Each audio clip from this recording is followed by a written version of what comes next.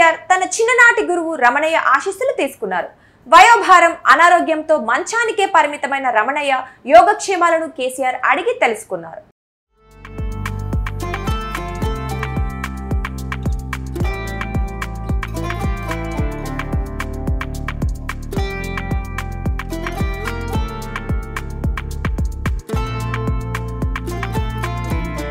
Bus యాత్రలో భాగంగా ఆదివారం రాత్రి జగిత్యాలలో బస చేసిన కేసీఆర్ సోమవారం నిజామాబాద్ కు బయలుదేరే ముందు తన చిన్ననాటి గురువు ప్రముఖ కవి జైశెట్టి రమణయ్య ఇంటికి వెళ్లారు.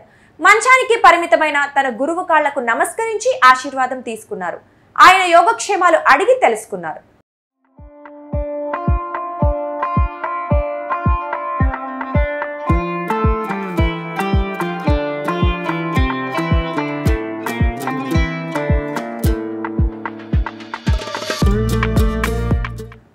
ఇంటర్మీడియట్ చదువుతున్న రోజుల్లో సిద్దిపేట జూనియర్ కాలేజ్లో హిస్టరీ లెక్చరర్ గా రమణయ్య నేర్పిన పాఠాలు, నాటి జ్ఞాపకాలను కేసీఆర్ గుర్తు చేసుకున్నారు. ఇంతింతై వటుడింతై అన్నట్లుగా ఎదిగిన తన ప్రియ శిష్యుని చూసి రమణయ్య ఎంతగానో సంబరపడ్డారు. తెలంగాణ ప్రజల పట్ల ఆనాటి నుంచి కేసీఆర్ కు ఉన్న శ్రద్ధను ఈ సందర్భంగా ఆయన ప్రస్తావించారు.